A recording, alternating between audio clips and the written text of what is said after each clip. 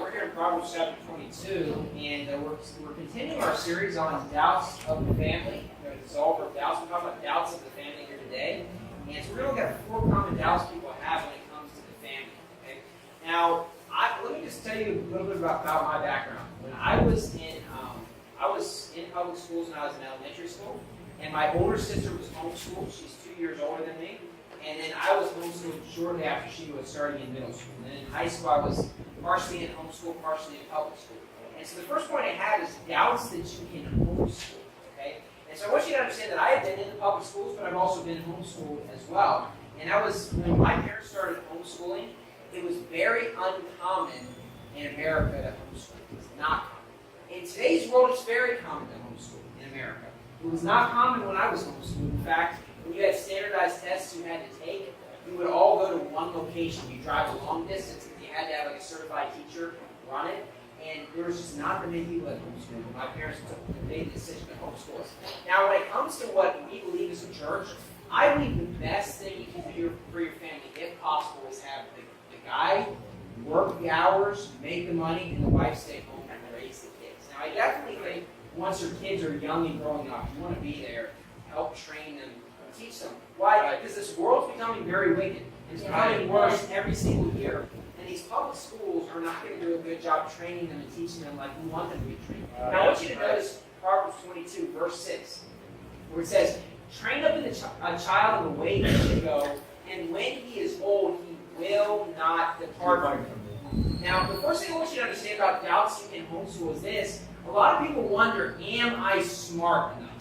See, there's a lot of people out there that would like to homeschool their kids. They say, I would love to train my kids at home.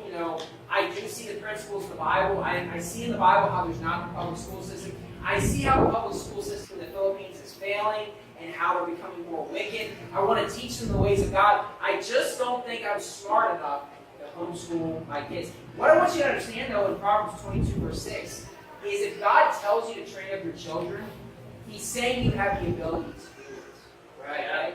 See, God wouldn't ask you to do something if you're not capable of doing it. Okay? It wouldn't make sense if He says, I want you to do this, but you're not capable of doing it. Right?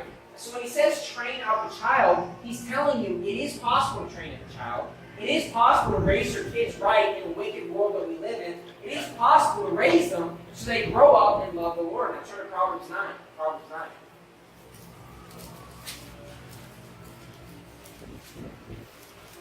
And honestly, that's an encouraging thing for us. That, God doesn't ask us to do things that we're not capable of doing. See, when God tells us to be soul winners and preach the gospel to every creature, you know what He's telling us? We have the ability to do it. You say, wait a minute, I'm too shy. I don't have the natural ability. Well, if God's asking you to do it, then you have the ability you need. He's not going to ask you to do something you're not capable of doing. Now, it says in Proverbs 9, verse 10, "The fear of the Lord is the beginning of wisdom, and the knowledge of the holy is understanding." So the Bible says the fear of the Lord is the beginning of wisdom. And you say, well, Brother Stuckey, I don't know if I'm smart enough to raise my kids. Well, do you think that the school systems are teaching your kids the fear of the Lord? No. Because that's the beginning of wisdom. Right? You see, the most important thing is they're trained and taught in the ways of God. Yeah. That's what the Bible teaches. It's the beginning of wisdom. And so the most important thing is that we teach our kids at a young age the fear of the Lord. And look, our public school systems, they're not going to do that. Yeah. And I understand that, that's what most people do. Most kids are in the public school systems. And I understand that certain people, you might be in a situation where there's no way around it. I understand that. That maybe it's not possible for your kids to be homeschooled. But I do believe that if it's possible, hey, we want to get them out of those public school systems. Right. And so you say, well, am I smart enough? Well, look, if God's asking you to do it, if He's asking you to train your kids, you're capable of training your kids. Now, here's the great thing when you train your kids at a young age. Kids, they're learning from square one. Okay? It's not like when your kids are 5 years old, they're asking you really in-depth questions about grammar or about captions. Okay? They're learning how to add and multiply. They're learning the very basics. They're not even learning multiplication at the age of 5, probably. They're learning the basics at a young age. So you as a parent, guess what? You have the knowledge at the beginning. And as they learn, you can stay ahead of them if there's something you forget. The truth is, we all forget most of what we learn. Right. I got a degree in math, but when I was a math teacher a couple years after I graduated, I forgot a lot of the basics that I knew because you didn't talk about in calculus anymore. The very basics, I was like, man, I don't even remember how to do this anymore. Why? Because I hadn't done it in years. But see, there's things that we have to relearn, and you know what, as parents, we can relearn those things. And we have the book, and we can show them what they need to know. Here's one thing about the school systems. Oftentimes your teachers don't know what their answers are. Right? Yeah. I remember being, math is my favorite subject. I remember being in math class, and there was one time I can remember where I got an answer right on the test, and the teacher marked it wrong. And I showed all of my work, and I'll admit I had a bad attitude that day. Okay, because I was mad to get a B on the test, on math test, and math's my subject. And she said it was wrong, and I said, I have the answer right. I said, I have all my work, why is this wrong? And she's like, this is not how we did it in class. And I'll admit, I had a bad attitude, and I said, yeah, mine always better than the way you talk about it. Now that's wrong to do. I was in a bad mood, you shouldn't do that. But I was kind of mad when she said that, because it's like, I got the answer right. Because here's the thing about math, there's a lot of ways to solve a problem. There's a lot of different ways to get the answer. And here's one thing that's not even really in my notes, but kids learn differently. And so if my son learns a way to solve a math problem, and that's not the way I taught him, but he's like, this makes sense, and he can do that, that's great. Because we want kids to think outside the box. We don't want them to say, you have to do it this way, because if they get the right answer, and they can prove it, then that's fine. And here's the truth, though. When I had classes in school, there's a lot of times the teachers didn't know the answer for it. Especially once you have substitute teachers. At least in America, they just throw anyone in there, and they have no clue how to do this stuff. And sometimes the substitutes would have teachers or kids teach the class because they don't have a clue what the answers are. And they say, I don't know how to do math. I'm just here overseeing, and they just have somebody go to the board and teach math class overseeing. Now, I don't know if it's like that in the Philippines. What I'm just trying to tell you is this, that it's not like the teachers in the school systems are like the smartest people. Now, I'm not saying they're not intelligent. I'm not saying they're dumb. But it's not like they're so much smarter than you, and you must use them. You could never teach them. No, you're smart enough to teach your kids. You're smart enough to teach them the ways of God. You're smart enough to teach them what they need to know to survive in life. Now, go to Ephesians 5. Ephesians 5. Now look, if my son was, 8 years old, and I'm sure in his book, in science and all these things, I'm sure there's a lot that I don't remember how to do things anymore. I don't remember what the answers are. And there's a lot of things you learn that you forget. But the truth is that, you can relearn those things. And, here's one thing about homeschooling. People have this idea when it comes to classes that you want these really small classes so they can get specialized attention from their teachers. Here's why that doesn't make sense. Because in the real world, do you need to be working a job where you always get specialized treatment from your boss? No, you need to learn to figure it out on your own. Yeah. If you're always relying on being able to ask your boss, hey, how do I do this? How do I do this? You're not going to last that long in the job.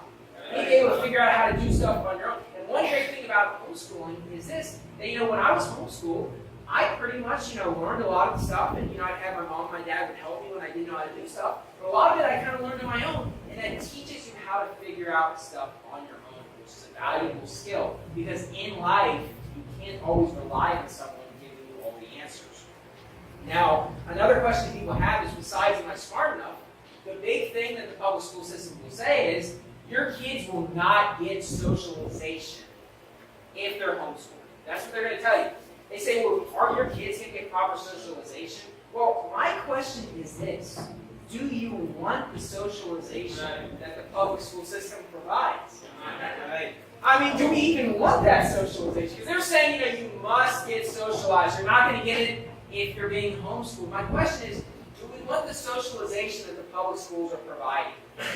Is that what you want? Do you want your kids to learn about all manner of wickedness and sin at a young age? And trust me, they will. Because I didn't learn that stuff when I was at home. But when I was in grade school, there's a lot of things that I heard and a lot of things that I saw that no one should be seeing at any time in their lives. But sin runs rampant in the school systems. Now look at what it says in Ephesians 5, verses 3 through 5. And it says in Ephesians 5, verse 3, but fornication and all uncleanness or covetousness, let it not be once named among you as becoming saints. Neither filthiness nor foolish talking nor jesting which are not convenient, but rather giving thanks. For this ye know that no whoremonger nor unclean person nor covetous man who is an idolater hath any inheritance in the kingdom of Christ and of God. Now I want you to closely look at these verses, okay? I want you to compare verse 3 to 5, okay? Notice in verse 3 it says fornication, and in verse 5 it says whoremonger. Now that's not the exact same thing, because whoremonger is specifically referring to a guy, but those are very similar sorts of things. It's under the same category of sin, isn't it? Fornication, being a whoremonger. Then I want you to notice in verse 3 how it says all uncleanness. Notice in verse 5, nor unclean person. You see how those are basically the same? No uncleanness, no unclean person. I want you to notice how it says then covetousness in verse 3. Then in verse 5, nor covetous man who is an idolater. Do you see how verses 3 and 5 are almost identical when you line them up? It's the same sorts of things. And when it says fornication and whoremonger, you're talking about sexual sin, sexual perversion, sexual sin. Then it says uncleanness and unclean person. Then it says covetousness and covetous man. Okay? You say, why is it that the Bible does that? Well, notice what it says in verse 4. Neither filthiness, nor foolish talking, nor jesting, which are not convenient, but rather giving of thanks. Now notice how it said foolish talking. Okay? Foolish talking would be a sin of the tongue. Right? Then it says jesting. What is jesting? It's referring to joking, but it's when it's inappropriate. And when it makes them feel really bad or when it's inappropriate. It's a sin of the tongue. So what is God trying to show you? Well, what he's trying to show you in verse 4, that the sins of the tongue are the same sorts of things you see in verse 3 and verse 5. So in verse 4, it's not talking about actually committing fornication, but it's talking about it with your tongue. Here's what I want you to understand. In the public school systems, in elementary school, they might not be doing these things, but they're talking about them. And that's where you're learning it. Why do you say that? Because in verse 4, which was sandwiched between verse 3 and 5, which is essentially identical, in verse 4 it's talking about sins of the tongue. So what is it referring to? It's referring to the things you find in verses 3 and 5. And look, when you're young and at home, you don't learn about being a whore or whoremonger or fornicating when you're at home being homeschooled. You know where you do learn that? You do learn it in the public school system where people are talking about it. Now look, when I was in public school, I wasn't committing those sins, but you know what? I heard people talking about them. At a young age, you hear them talking about them. When I was in high school, I was half a day in homeschool and half a day in public school. And guess what? In the public school system, they basically make fun of you if you haven't gone around and been a whore or a whoremonger. They mock you for it. They say, oh, how many people have you been with? It's like, how is that appropriate to talk about? Is that the sort of socialization you want your kids to get? That's what they're going to talk about. So even if they're not doing it, they're still hearing about it. That's for sure. That's what you're seeing in verses 3 through 5. You say, well, my son, he's kept himself pure. But you know what? If he's heard people talk about it all the time, guess what? He might not keep himself pure for that long. Then it says, uncleanness. And it says covetousness. Now, covetousness is a big sin in the Bible. Now, I hope my son growing up, I hope he learns that life is not about money. Life is not about being rich. Right. But you know what? That's what they're going to talk about in the school systems. Because every kid is dreaming about how to be successful and to make it in life. Look, there's an element of truth to that you need to provide for your family. We'll talk about this in the sermon. But our lives are not wrapped up in making money. Yeah. Anyway, that's what every kid wants. They want to sow their wild oats. They want to become rich. These are not things I want my son to be exposed to. And you say, is your son going to be properly socialized? Well, I don't want the socialization that you're going to provide. I think he's properly socialized because he's around people all the time in church. Yeah. So when he sees people, he's getting socialization. Yeah. You see, the world we live in today, they want you to take a long time to grow up to be a man or a woman. When the truth is, we've got to prepare ourselves at a young age. And I want my son to learn the discipline of hard work and being godly at a young age. And kids in the public school system, they're not ready to go out to the real world. You go to your college system for several years, and then they just extend that. They're not ready for the real world. They need to learn at a young age about working hard. And I'm not saying that all forms of schooling are bad, but I will say this, in terms of your kids at a young age, I think the best thing for them is to be homeschooled. Not just because I think they'll learn more, and the fear of the Lord is the beginning of knowledge, but for socialization especially. I don't want them to get the socialization they're going to get in the public school system. Because they're going to learn about all manner of wickedness and sin. And I have a problem if my son grows up and he's perfectly normal and feels comfortable being in a conversation where people are talking about getting drunk and committing fornication. I would have a problem if my son felt comfortable about that. I don't want him to feel comfortable about that. And if you want to call that being antisocial, well, go ahead. Because you know what? We as God's people, we're peculiar. We're a little bit different. And we shouldn't feel comfortable talking about getting drunk and fornicating and cheating on our spouses. That's not normal. Literally at my old job, I worked at an office, and I remember that people would come by, the person who worked beside me, and they would just talk about all this gossip. And they would talk about things like cheating on their spouse. And it's like you feel normal about talking about that, you feel no shame, but that's what the world has to offer. Now, the truth is that in America, it's worse than here with those things. But it's not going to get better in this country. It's only going to get worse. Now, in America, the vast majority of spouses cheat on their spouse. Most husbands cheat on their wives, most wives cheat on their husbands. It's known as, most marriages end in divorce in America. And a large reason why is because of the fact that cheating on their spouses. But you know what? It's only going to get worse here in the Philippines. And it's already common here. It's only going to get worse. And you say, well, these are kids in grade school or middle school. Yeah, but at that age, they start talking about these things. And when you allow those things to enter into your mind, you can start defiling your mind. And you might start doing things someday that you would have never done if you didn't learn in the public school system. Look at verse 6. Notice what it says. Let no man deceive you with vain words, for because of these things come the wrath of God upon the children of disobedience.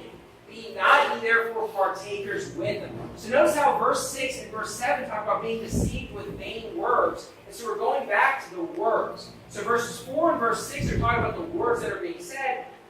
Verse 3 and verse 5 are about the actions. So what that is clearly showing us is the same things he's rebuking in verse 4. The foolish talking is foolish talking about committing these wicked sins. That's what he's saying. And he's saying we should not be partakers with them.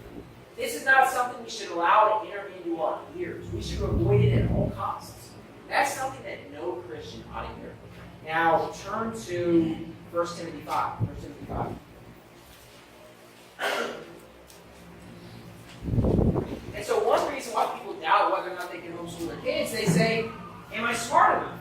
I don't even know if I'm intelligent enough. Maybe that's just not something I'm blessed with. Well, if this is something that God said you're capable of doing, you're capable of doing it. Another thing is, well, do my kids, will they get the socialization they need? Look, you're getting brainwashed by the world if all you're thinking about is socialization. Here's the truth about school. School is for education. That's the purpose of it to begin with, is to learn. You see, if you go way back, whether it's in the Philippines, I'm sure it's the same as in America, you know what they did in school? They didn't spend all this time socializing. They actually learned. That's what school actually was for. It wasn't about always just hanging out. Why? Because life was a little bit tougher then. You had to work hard to survive. And you know where you socialized? You socialized in your local church. Everybody in America went to church. That's where you socialized. And you know what? You also socialized at home with your family.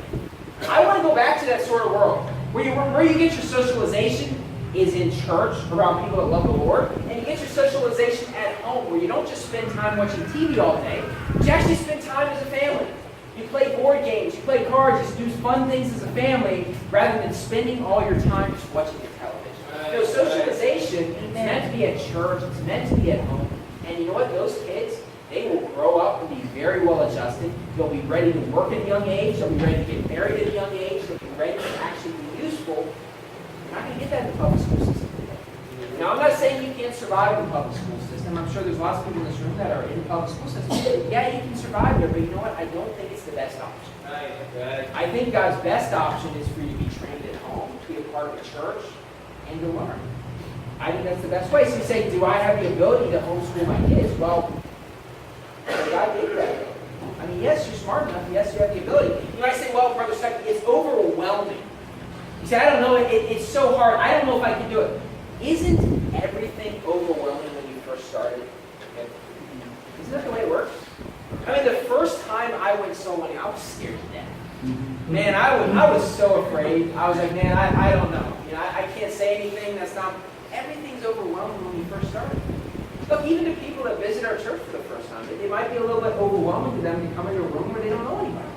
Everything is overwhelming when you first start. You start a new job the first day, you're kind of worried a little bit. Oh, I want to make sure I do things right. I don't want to make the boss mad.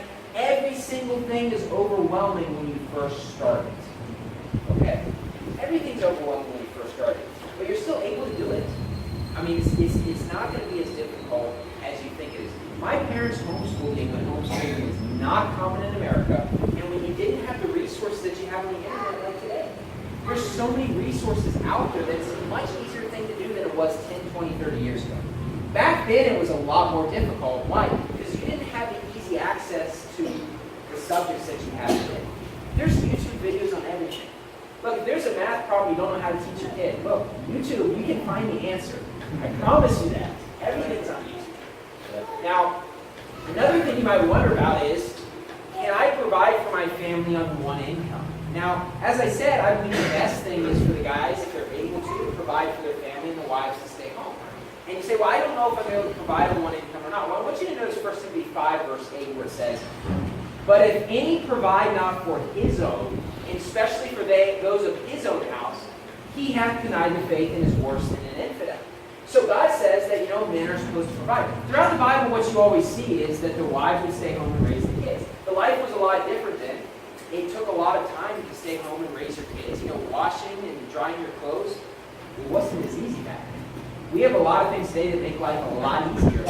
And what you see throughout the Bible is the wives stay home and the guys work. I believe that's the ideal system. Now, I want you to notice in 1 Timothy 5, verse 8, where it said, his own, his, is that masculine or neutral? It's masculine, right? Then it says for those of his own house. It's masculine, right? Then it says, he hath denied the faith. Okay? Now I'm going to read this verse to you in the NIV. Because at our church what we believe the King James Bible is perfect. We believe that's the Bible that God has given us. It's been since 1611. It was the Bible that was used when all the great mission work took place and all kinds of souls got saved. It's the Bible that was around for 300 years without anybody questioning. Okay? All these modern versions have come out and they make a lot of changes. Now, oftentimes we focus on the changes when it comes to salvation, but they change everything in these ones. Notice what it says in 1 Timothy 5:8. Anyone who does not provide for their relatives. Now, wait a minute. The Bible said, if any provide not for his own. Anyone who does not provide for their relatives. So not only does it take away the masculine, but it adds relatives where basically, if someone's related, someone's my fifth cousin, I need to give them money apparently. Because they're my relative, right? I'm sorry, but I have a lot of, in terms of my family, most of my family are not believers. I'm supposed to provide their needs according to this verse in the NIV if anyone does not provide for their relatives. And especially for their own household. So basically it says you need to provide for your relatives, even more so for your own household. But that's not what the Bible says. See, when it said his own, it's referring to his household. As a guy, I have a wife, I have one son right now. If I have more kids, I'm supposed to provide for all of them. It doesn't mean I'm supposed to provide for my third cousin twice removed. Okay? Like it says in the NIV.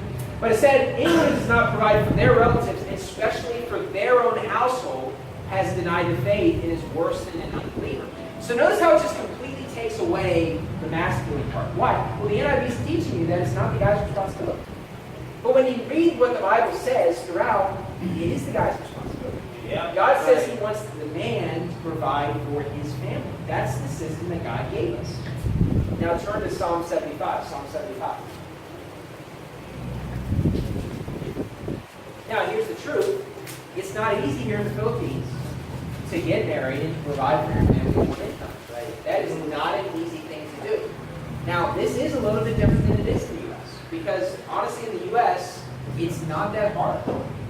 Even if you didn't have any sort of skills, you could work a fast food job for 70 hours a week or 60 hours a week, and you could provide for your family and have a place to live. I mean, in America, this surprises people unless they've heard it, that you don't have to work at all. The government will provide you. And that's how you provide for your own. Don't even work. And the government's like, here's your money. We don't want you to end up on the street. Because in America, the government will give you money even if you don't work at all. That's the way the U.S. works.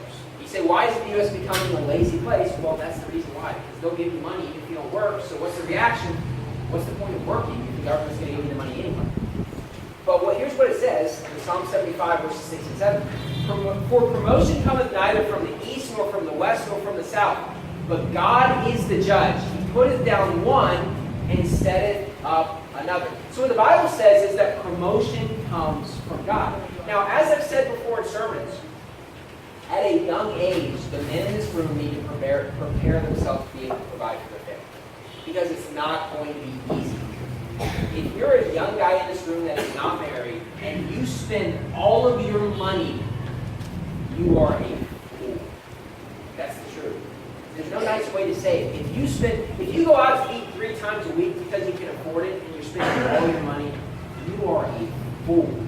You're wasting your money when one day you're going to be married and you're going to wish you had more money to buy.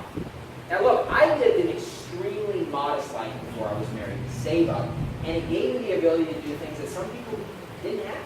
I know lots of people that would love to move to a great church, but you know what, they really can't. Why? They don't have any money to do it.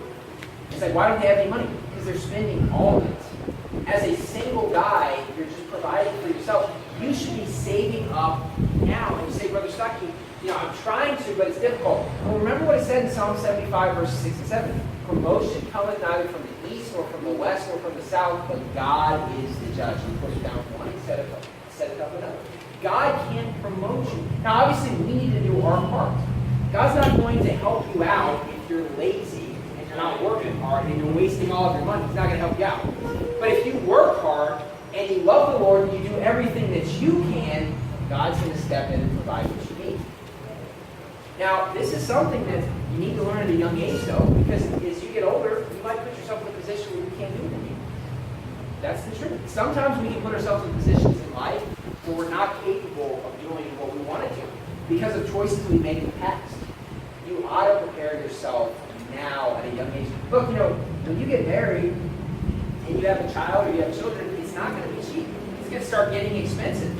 And look, you're going to care a lot more about, you're going to wish you did have money to take your son or your daughter places, to take your family places. That's going to mean a whole lot more to you than spending, 200 pesos going out to eat, 3 times a week.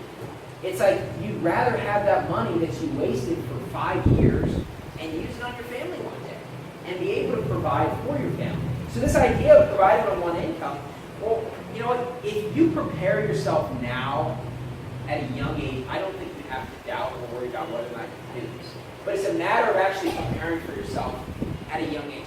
One big problem we have in the Philippines, turn to Proverbs 14.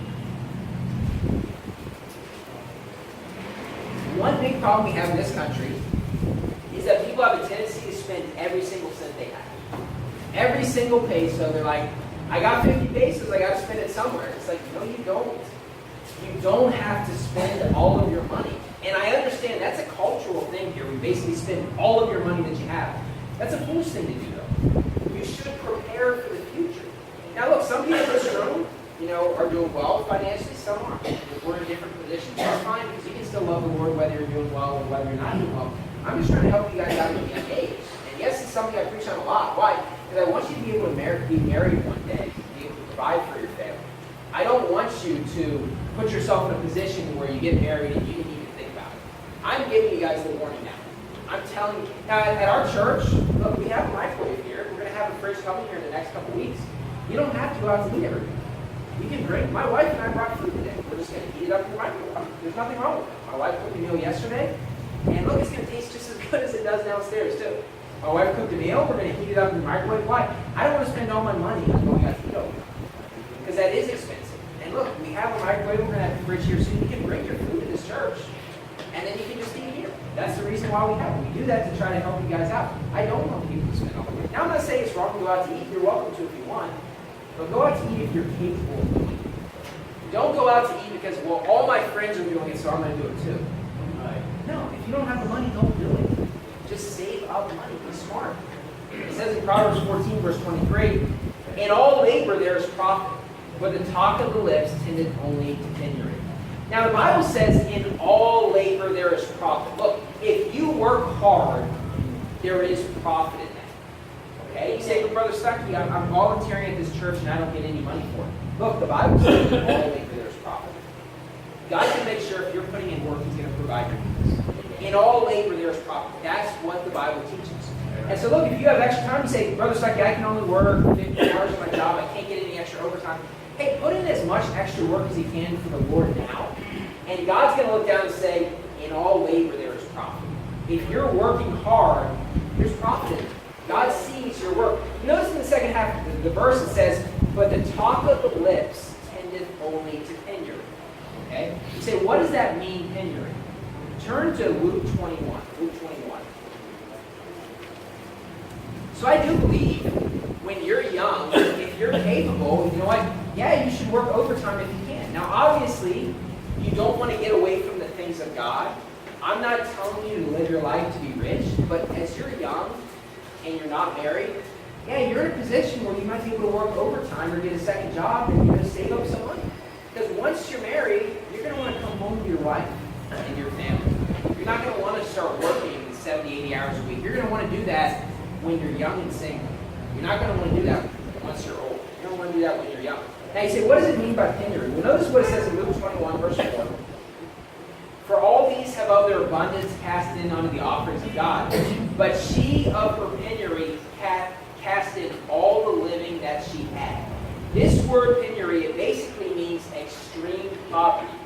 It's when you're very poor. It's not just that you're poor, but you're extremely poor. So this woman that cast in of her penury, she's basically giving all to God, because she really doesn't have any money whatsoever. And so God looked at this example and said, there's people that give a lot more money than her, but they have a lot more money. Her, on the other hand, she basically has nothing and she's giving it all to God. And so when it goes back to Proverbs 14, turn back to Proverbs 14 1 second. When it says the talk of the lips tendeth only to penury, what it's saying is this, that you could labor and work hard and there's profit in it, or you can just spend your time talking about how, oh, I'm poor, I have nothing, and guess what? That's making you poor. Right. Just go out there and work. You say, well, I only can work 40 hours. Hey, get a second job. Hey, do work for God. Go soul winning, because God says in all labor there is profit. Or you can just talk about how bad your life is, your entire life. Right. And you have the talk of the lips, it causes you to be poor.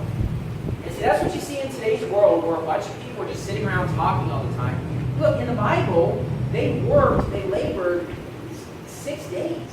We're talking about 12-hour days. That's 72 hours of work, of hard work, right, where they're actually out in the field working hard. 72 hours. And then people in today's world are like, oh man, it's such a burden to go to church once a week.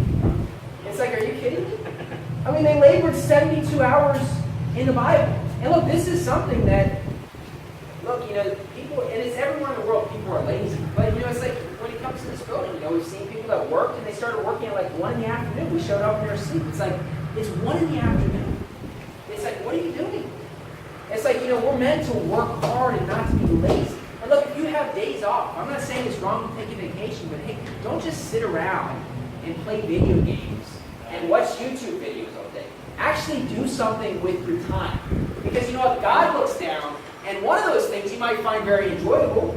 And look, you might learn a lot of stuff from sermons you listen to, but you know what? In the Bible, God wants you to labor. And that's more important than God. That's the truth. And, I'm amazed at people that listen to sermons for like 5 hours every day and they don't know that much about the Bible. And it shows me they're not really reading the Bible. Because when you read the Bible, it actually sticks with you. And you understand it. But people listen to sermons all the time for entertainment. Look, it's great if you get a chance to listen to Pastor Jimenez or Pastor Anderson. But you know what? God doesn't intend you to sit around listening to sermons all day. It's great that you're here because you've heard a lot of sermons, you know what you believe, you love the Lord. That's great. But the truth is, you know what? God doesn't want you to sit around and just listen to sermons all day. My attitude was this, that when I didn't go to a church that I thought was really feeding me, I felt like I needed to listen to a lot of preaching to be fed. Okay? But when you're at a church that is a great church, you don't need to listen to as much preaching. Right? When I went to Verity Baptist Church, the amount of sermons I listened to online plummeted. And it was more like, well, once a week or every 2 weeks I'd try to find a sermon if I wanted to learn something or I thought it was interesting. Look, if you go to a church where you're learning the Word of God, then the most important thing for you is not to listen to sermons online. Right? It's more important for you to read the Bible, memorize the Bible, to work hard, because those are things the Bible actually mentions. And you're welcome to listen to as many sermons as you want. That's great. But the truth is that when you're part of a great church, your need for that is not as high because you're already being fed. And it's more important to God that we have great fellowship as a church and we build this place. And that's not going to come just to listen to online preaching. It's going to come from us working hard and making this great place. That's true. And look, I do want you, if you get a chance to listen to sermons, I turn to Proverbs 31. If you do get a chance to listen to sermons, I think that's great. You can learn from sermons, and I do listen from time to time. I'm just trying to tell you that it's not the most important thing for you. Because you're not going to find verses in the Bible that tell you to listen to preaching for hours a day. You're going to find verses that tell you to read the Bible, and to memorize the Bible, and to go soul winning, and to have fellowship at church, but you're not going to find where the Bible says, you know what, you should just listen late at night to preaching for hours a day. See, that's something that can be used for great benefit, but it can also destroy your life as well. One thing that is true, and it's good, but it's also kind of sad, is this. When it comes to online preaching, a lot of people found, this movement because of the fact they were lazy and spent a lot of time on YouTube. And they just listened to everything under the sun, and then they're like, wow, this is really interesting. But it doesn't change the fact that, if you were lazy when you started listening to preaching, you're still lazy. Right. Yeah. It's like when a person is a drunk and they get saved, they're still a drunk. They still are going to have to work on that their whole life. It's just not magically, they have no problems. It's the same thing if you're lazy and you start listening to great preaching online. Hey, it's great to listen to great preaching. Listen to the sermon where it tells you to work hard. So that's part of being a good Christian, is to work hard as a man or as a woman. You say, well, I'm a woman. This preaching has nothing to do with me about providing for a family. Actually, it does. Notice what it says in Proverbs 31, verse 11.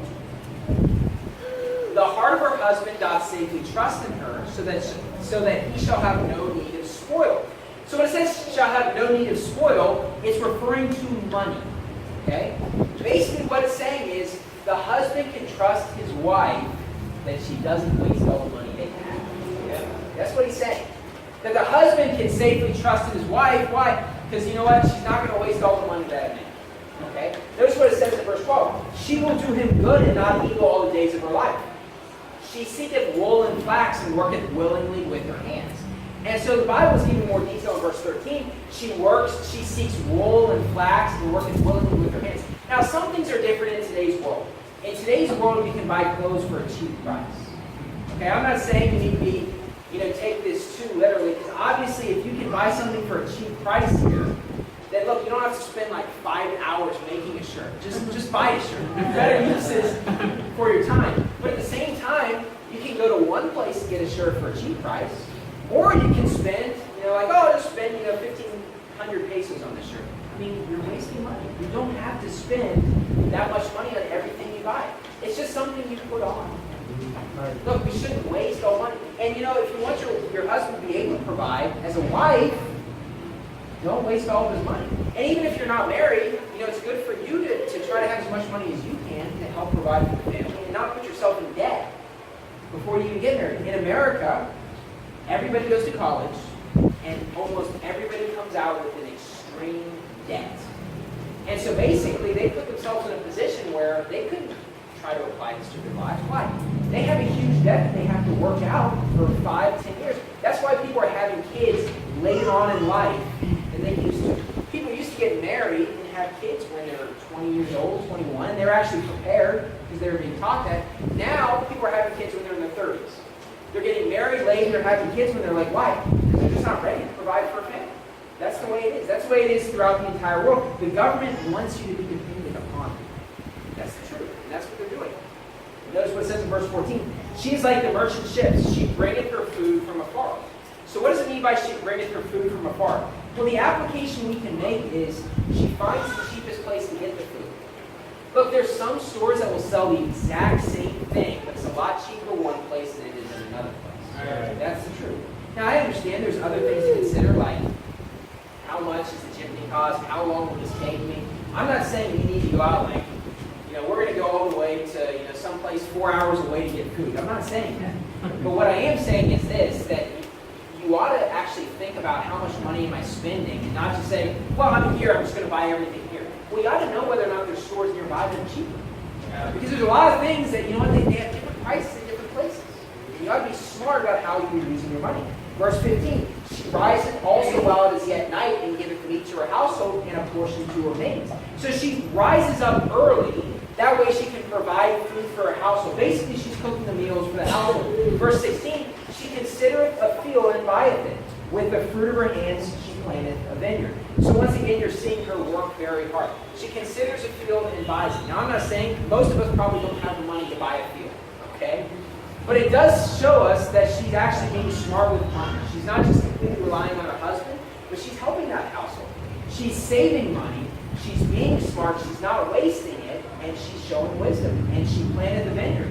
Hey, that's going to help you save money as well. Now, all this is hard work for both husbands and wives. If you want to be successful in life, you do have to work hard. Now turn to 1 Peter 3. So when it comes to providing on one income, a lot of people have doubts about this, and quite honestly, they should have doubts about it, because if they don't prepare themselves, they're not going to be able to do it. You got to put yourself in a position where you don't have to have these doubts, where you're like, okay, I have money saved up, I know what I want to do. You need to prepare yourself at a young age, because it's not going to be easy to make it here in the Philippines. The government's not going to give you, 50,000 pesos every month like they do in America for not working. They won't give that to you. In America, they'll give you 50,000 plus pesos for doing nothing. I remember one time that I knew someone, and he had a couple kids. So the government gives you more if you have kids, but he made more money than me, and I worked, and he didn't. But he made more money than me. Why? Because the government gave more money than I got for actually working. But at the same time, the Bible says in all labor there is profit. So what's going to cause God to bless you? You're actually working.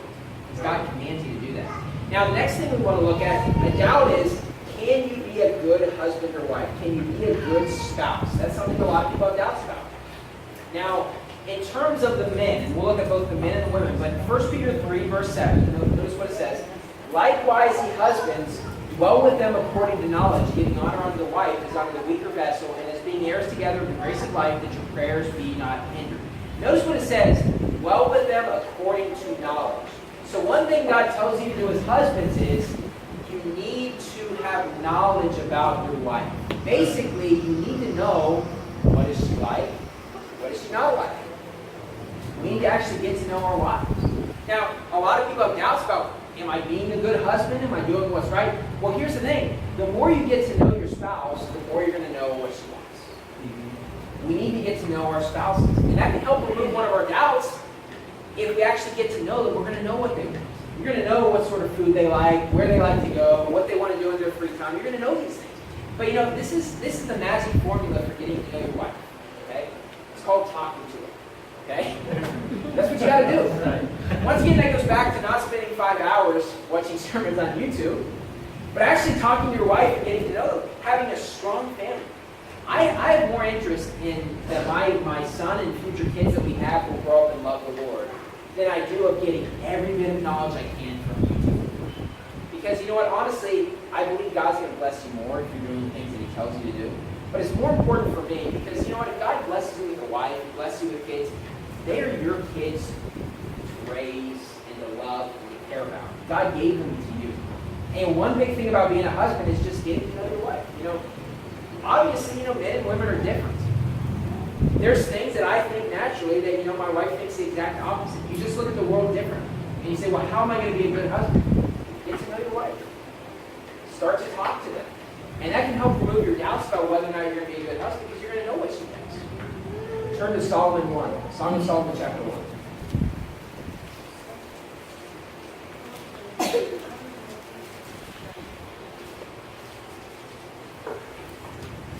There's a famous book in America. I've never read it. It was called Men Are From Mars, Women Are From Venus. It's basically just, I don't even know what the book is about, really, except basically it's just saying guys and girls are like completely different from one another. And to a guy, we look at certain things maybe a woman would think, and we're like, it doesn't make any sense to me. Whereas with women, they can look at us and think it doesn't make any sense. But the way you can fix that is if you actually get to know your wife, if you actually talk to them. Another thing we can do, we can actually look at passages in the Bible that talk about being a spouse. We can learn from them. Song of Solomon chapter 1, verse 7. Tell me, O thou whom my soul loveth, where thou feedest, where thou makest thy flock to rest at noon. For why should I be as one that turneth aside by the flocks of thy companions? Now, before I was married, when I was engaged, one thing I did was I memorized the Song of Solomon word for word. I memorized every single chapter. Now, the reason why I did that is because I knew I was about to get married, and I said I want to be a good spouse, And the Song of Solomon is the book about marriage, and if I memorize this book, it will probably help teach me a lot of things. Now, when I memorized that book, I learned something very valuable in verse number 7. Notice that this is at noontime, at lunch, and it says, this is the woman speaking, tell me, O thou whom my soul loveth, where thou feedest, where thou makest thy flock to rest at noon. What that taught me was that a woman who is newly married to her husband, this is before she has kids and she's at home, she's going to get lonely not being around her husband. And the reason why, one big reason why we lived in the first apartment we did, is because I was able to come home at lunch from work and spend just 30 to 40 minutes with my wife before I went back to work. It was very close. It was like a 5-10 minute drive, so I would go home for just 30 minutes. Because I thought, I'm newly married, I want to make sure that my wife, especially being in another country that she's not used to, and America is so much different than the Philippines, I wanted her to feel comfortable, and a big reason why I picked that place to live is because of what I saw in Song of Solomon chapter 1 verse 7, where I saw that, if the wife is not around her husband for a long period of time, she would start to get lonely, especially before she has kids. And honestly, this is the truth.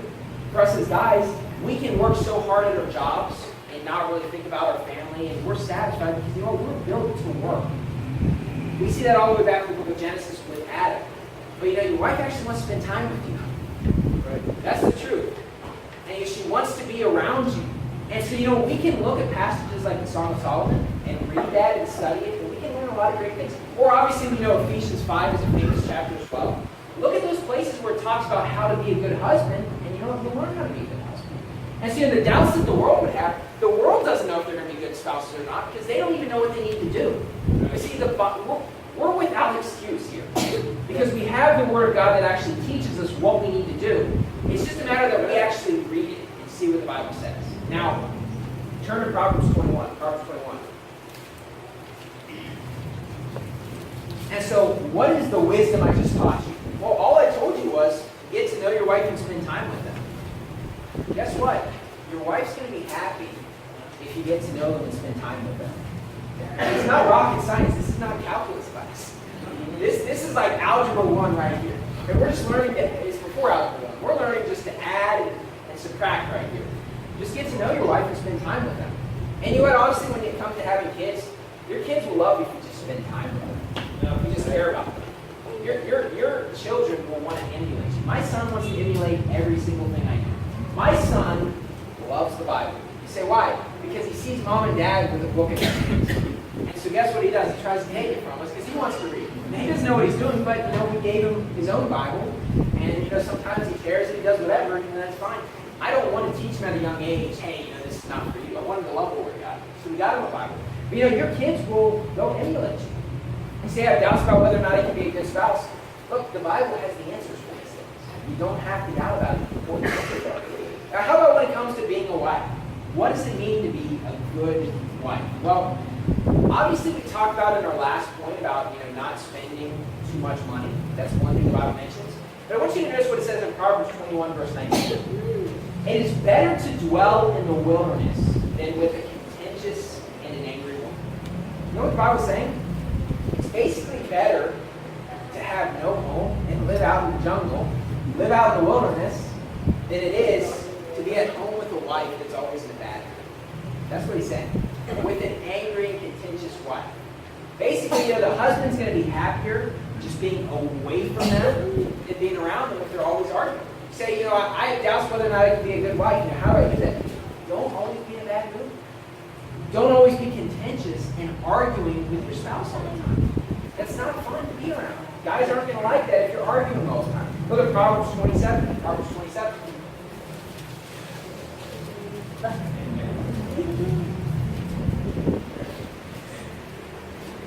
Now, I want you to understand something, that when the Bible mentions certain things and it puts them to men or women, the reason why I will highlight one of the genders more is because that's something that gender struggles with. Like, for example, when it comes to the sin of gossiping, guess who it talks about more with that? It talks about women. But when it talks about not getting to know your wife, or how you should get to know your wife, it highlights men. Why? Because men have a tendency to not want to spend time with their family. That's sad, but a lot of times they get way too wrapped up in work. One thing I've talked about, which I plan to keep, I never plan to be like an evangelist or pastor or whatever, who's just always preaching everywhere and gone from his family. I will not do that. Why? Because, the Bible told me that I have a wife, I have kids, I need to be there for them. And a lot of people choose to go down that road, and you can say, well, it's done in the name of the Lord. God didn't tell you to be away from your family all the time and preach all these places. But he did tell you to raise your family. So that's not something I'm going to do, is going to be gone from my family. But that is something that guys have a tendency to do. Guys look at it and say, I know I need to provide, so they'll work so many hours that they're never around their family, and they just forsake their family. But one thing that is a problem in this country is the fact that a lot of people will leave their families to be OFWs. And they're gone from their family for a long time. And you say, well, Brother Stuckey, it's tough here. Yeah, it is tough here. But, if you have a family, you're supposed to be with them. And look, I have lots of friends. I know lots of people, both in the Philippines and in America, who left their family in terms of trying to make more money. And the reason why you did that is because nobody showed you necessarily what the Bible said, or because you got yourself in a tough situation. But the truth is, God wants you to be around your family and spend time with them. He doesn't want you to be gone from your family. And so that's something we need to remember as guys. Now, when it comes to wives, though, the verse in Proverbs 21, obviously this is something women can struggle with, where they're always complaining at their spouses. Notice what it says in Proverbs 27, "He will drop it in a very rainy day, and a contentious woman are alike." You say, a continual dropping, what's that referring to? It's referring to basically having a house where there's this constant drip that you keep hearing over and over and over again. The other night at our house, at our building we live at, they were drilling. They started drilling like around 10 o'clock at night, and they ended at like 6 in the morning. Now, it makes sense to me to do that during the day. And they're doing it right below the floor we're on, so it's like a lot louder to us than pretty much anybody. It's like right below us. And they're drilling all throughout the night. And it wasn't that it was so incredibly loud that it hurt our ears. It was just so annoying. It was really hard to sleep. That's kind of what it's talking about here in Proverbs 27 when it talks about a continual dropping. It's not necessarily that that drop is really loud. It's just the fact that it keeps coming. And so the Bible talks about a contentious woman. It's basically talking about a woman. It's not necessarily that what she does is so bad, but it's that it's all the time. She's always complaining. She's always upset. You say, well, how do I be a good wife? Don't spend all the money your husband has and be nice. Look, these aren't complicated things to do. But see, the world doesn't understand this. The world has all these complicated things to try to fix the problems. No, the Bible has the answers. As guys, you provide for your family, you spend time with them, you get to know your spouse. As wives, you're nice, and you don't spend all the money he has. And if husbands and wives would follow these things, guess what? Far less people would get divorced in America. And far more people would be happier here in this country as well, husbands and wives. Now turn to Ephesians 6:4. Ephesians 6:4. Now let me say this, that when it comes to these things that I've preached on, these are things that we struggle with as Christians. Doubts of the family, this is in reference to Christians. I'm not saying I'm perfect at these things. I struggle with these things as well. The reason why God mentions them is the fact that we can get better at doing these things. Amen. Obviously, we're not perfect at these things. None of us are perfect at these things. When I was a young guy, I was lazy. And I had this idea I was going to get out of college and make lots of money. I didn't work hard. But it's this sort of preaching that fixes the problems. We need this sort of preaching so we don't go down the same road. And I'll tell you what, I love churches like this because people that are older in this room, look, all of us have made a lot of mistakes. Right? People that are married, have kids, look, we've made a lot of mistakes. And the great thing about a church like this is we're okay with preaching against these things because we don't want the young people in this room to make some of the mistakes we made. Because yes, I've made a lot of mistakes. And there's things I preach that, I was guilty of in the past. But I don't want the young people in this room to make the same mistakes I did. I don't want you to be lazy when you're in your young 20s like I was. I want you to figure that out at a young age to prepare yourself. And we want these kids to grow up and love the Lord so they don't make the same mistakes we do. Because look, I've made a lot of these mistakes. So I'm not trying to come down hard on you if I've said something you say, man, I'm guilty of that. Look, I'm guilty of a lot of things I preach about. But we don't want people to make those same mistakes. Look, I don't know, in this room, I really don't know everyone's personal history and everything, but there's people that, in the past, were drunks. And you know what? They end up fixing that problem. They get involved in church, and then they help get rid of that problem. But look, if that was you in the past, you shouldn't be upset at me preaching against being a drunk. Because obviously we don't want the young people to make the mistakes you make. We want them to grow and learn before they make those mistakes. problems. Yeah. So one of the last doubts people have is this. People have doubts whether or not they can be a good parent.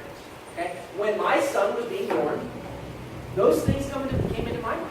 You know, like before your wife is with child, you think that you have it all figured out. And then all of a sudden, once the months are coming down, you're like, oh wow, can I really be a good parent? Now I'm starting to wonder if all my advice is actually going to work in the real world. You have doubts about those things. I had doubts about those things. You know, can I be a good parent? You know, a verse that I've talked about a few times was a very comforting verse to me was Ephesians 6:4. In terms of being a good father, it says, "Ye fathers, provoke not your children to wrath, but bring them up in the nurture and admonition of the Lord." So the Bible says, bring them up in the nurture and admonition of the Lord. So when it says nurture, it's basically showing you need to spend time with your kids. And this goes back to when I talk about spending time with your wives.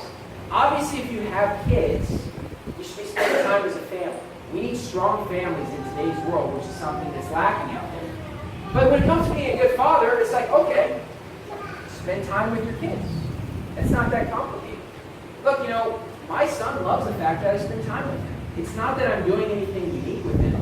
It's just that I'm there spending time with him. You know, when I'm there, sometimes I'm reading the Bible or working on something on my computer, and my son will, like, even if he's looking the other direction, he'll start to back up so he's touching.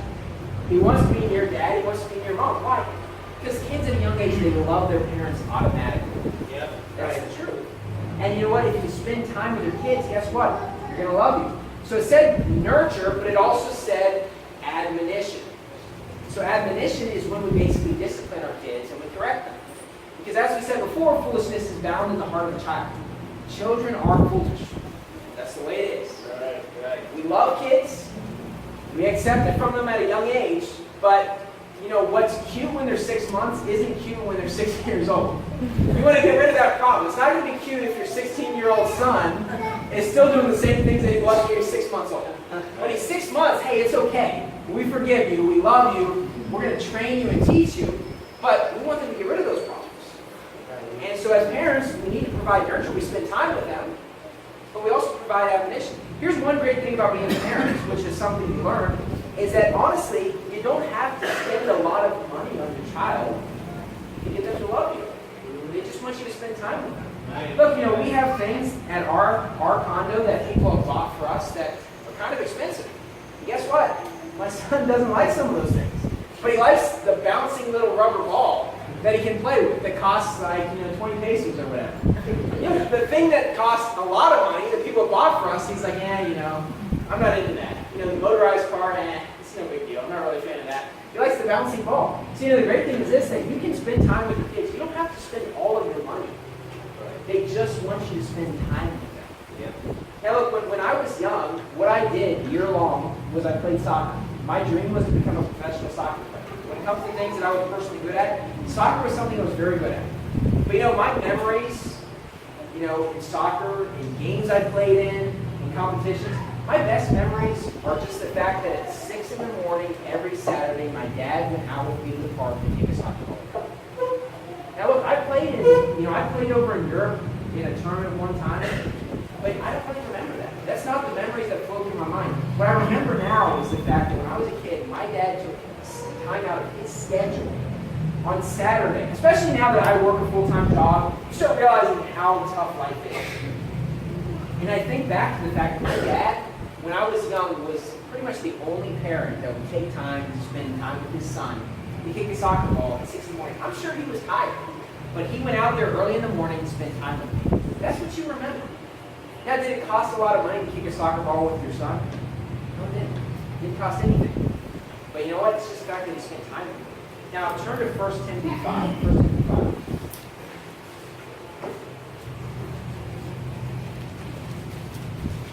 Now, let me say this, that when it comes to providing admonition, even though that talks about guys in Ephesians chapter 6, verse 4, nurture and admonition, these are things that both the husband and wife need to do. Okay? Now, it's natural for a wife to provide nurture for a child. Because, obviously moms, they're so happy. And they're so happy to have kids, they want to spend time with their kids. But one thing that could be a mistake is some moms could not provide the admonition. They say, well, that's something that the father would do. Here's why that's a big mistake. Because if the father's always the one who spanks the child and the wife never does, what's going to happen is that kid's going to learn to resent dad. Why? Because mom never punishes me for the same thing. No, you need both the husband and the wife to both do the punishment of the same things. Where if they get spanked by dad for something, they'll get spanked by mom for the same thing. Right. And here's the other thing, if you're gone at work and your wife is staying home, and your son's acting up, and then you come home and you're doing the spanking, that child is really going to resent you because the child was home all day and nothing happened. Not only that, though, the child's going to forget about why am I even being spanked? Because when one thing that's a problem with our world is this, that people commit crimes and it takes a long time for them to be punished. Right. When there's a crime committed, the punishment needs to be swift, as the Bible says. When a child acts up and does something wrong, you don't spank them 2 hours later. Right. You spank them 20 seconds later. Yeah, right. You make that decision. You don't just say, well, I'm going to spank you if you keep doing this. No, you got to do it immediately. Once they act up, you do it immediately. And so they realize, oh, this is why I was spanked. But see, this is something that both husbands and wives both need to do. And it's something that people can make a mistake. You say, I'm too loving to spank my child. Well, the Bible says that if you don't spank your child, you hate your child. Yeah, right. So I don't know about being too loving. Because honestly, here's the thing about spanking your child. It takes work. Right. You don't want to take time out of your schedule. You're like, man, I'm busy with something. You actually have to take time to do it. And it does take time. And then afterwards, what do you need to do? You need to hug them and tell them, hey, this is why it happened. Because we want them to love us. We want them to understand and learn. We're not just trying to hurt them to get them to cry. No, we want them to learn from their mistake. So if all you do is spank them, you're going to have a problem there because it's going to teach them not to love mom and dad if you don't hug them and help them understand it's okay. What I'm saying is that this needs to be both for men and women. Okay, now 1 Timothy 5:14, this is what it says. I will therefore that the younger women marry, bear children, guide the house, give none occasion to the adversary to speak reproachfully. So the Bible says that women are supposed to marry and bear children and guide the house. That is the role that God has given to the women, is for them to get married and to have children and to raise their kids. That's what the Bible says. Now, what the Bible said in the same chapter in verse 8 was for men to provide for their families. And so what's basically being said is this, that guys are supposed to provide for their families, but when they come home, they need to spend time with their kids, and wives need to train and teach their kids. Now, one thing I want to talk about here for a couple of minutes is the mother baby room. Now, this is a great blessing that God has given us, a mother baby room, that we can afford that. This is an awesome building that we have. Honestly, we've got a great deal on this place for the amount we're paying and the size of it. We are blessed to have that room. Now, when we were meeting at the hotel, there really wasn't much you could do because, if the child's acting up, when my son acted up, like he always did during service, and he was my new nine, my wife would spank him for a little while and then take him outside if she had to, but she didn't get to hear the sermon. Okay? Now, obviously, we want everybody, husbands, wives, children, we want them all to hear the preaching. At any age, it's good for them. Well, we have a speaker in there so they can actually hear the preaching. But see, the point of the mother baby room is not the fact that if you have a child that's 10 years old, you're taking them in that room to fix the problems. It's like, no, you fix that problem when they're 10 months old. You fix that problem when they're 1, when they're 2, with the goal of getting them out of that room as soon as possible once they're ready. So here's the way it takes place.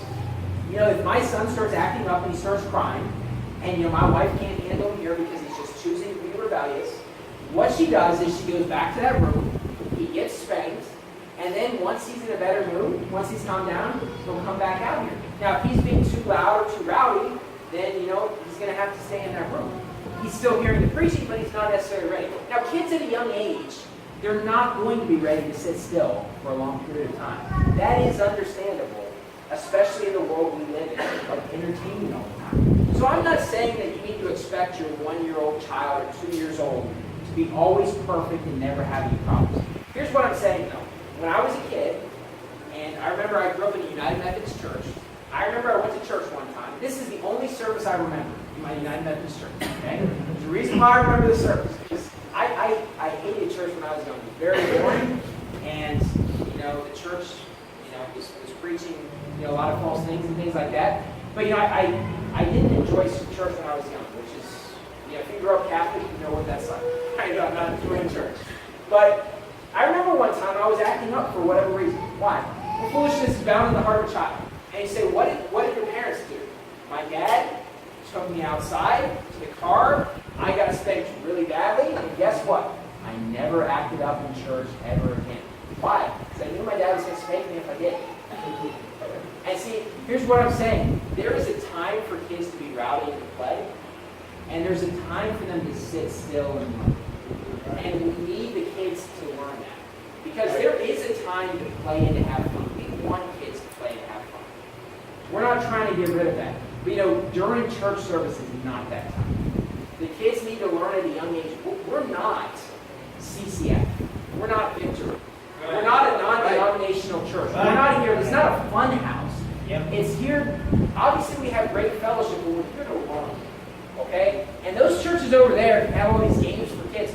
Look, this is not meant to be a fun house. This is meant for us to learn the Word of God and go out there and work in the field and get people saved. God and the things of God. And so for our kids, look, we want those kids to learn that at a young age as well. And look, it's going to take time. We're going to have people that come to this church that have been Catholic for 25 years. And you know what? They have young kids. It's going to take those kids time. We understand that. It's going to take them time to realize that. One good way to fix this is that if you have a family Bible study or you read the Bible as a family, you can make sure that your children learn to sit still during that time period. But kids need to learn there's a time to act up and there's a time to be rowdy. When I was growing up in elementary school, I was an extremely energetic kid.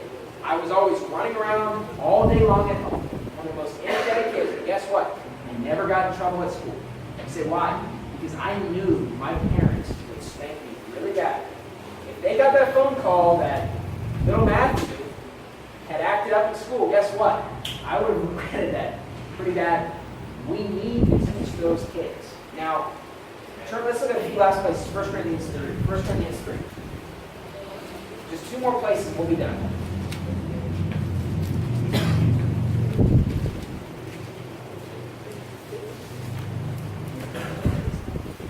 Now, when it comes to the doubts I mentioned, the things I've said, the world would disagree with everything I said. Everything I said, 90% of this world would think I'm crazy. They disagree with everything I said. They would disagree with what I said about raising your kids, about being a husband and wife. They wouldn't agree with any of that. But we have the Word of God to go off. I want you to notice in 1 Corinthians 3, verses 18 and 19. Let no man deceive himself. If any man among you seemeth to be wise in this world, let him become a fool, that he may be wise. For the wisdom of this world is foolishness with God, for it is written, He taketh the wise in their own craftiness. You see, you have a couple options you can do. If you're trying to be a good husband, you can go on Google and try to find the best advice you can. Go ahead and try that advice. You will screw up your life. God's Word is the answer to all of our problems in life. You can try what the world has to offer. You can go to YouTube or Google. You can read some book that sells 10 million copies, that's world-renowned, critically acclaimed. But you know what? That's the foolishness of the world. The Bible says first, if you want to be wise, become a fool in this world. Because everything I said is foolish to 90% of this world. They don't agree with any of it. Now turn to one last place, Romans 10:17. One last place.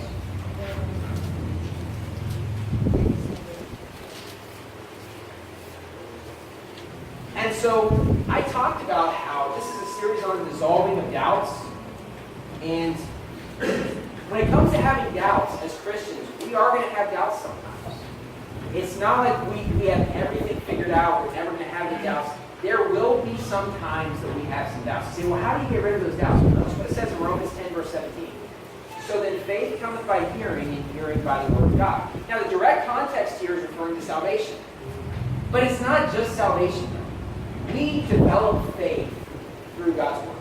The more you read this book, the more you read it, the more faith you have. Now, if you have more faith, what is that going to do? It means you're going to have less doubts. Having doubts means you lack faith. So the more time you spend hearing the Word of God and the preaching and reading the Bible, look, the less doubts you're going to have. When it comes down to doubts we have in our lives, we don't have to be like the world. It doesn't have the answers. We do have the answers. And if you want to get rid of those doubts, the big thing is open up this book and read it. And don't listen to the advice from the world. What they say is going to be completely opposite of what the Bible says. Let's go to more prayer. Dear Heavenly Father, thank you for allowing us to be here today at your house. I ask you to help us, including myself, to take this sermon to our hearts, God, about resolving doubts when it comes to family. Because obviously, when you're in a family, God, you want to do a good job being a husband, a wife, being a parent. And I ask you to help us all figure out exactly what we need to do and realize we don't have to have doubts about these things.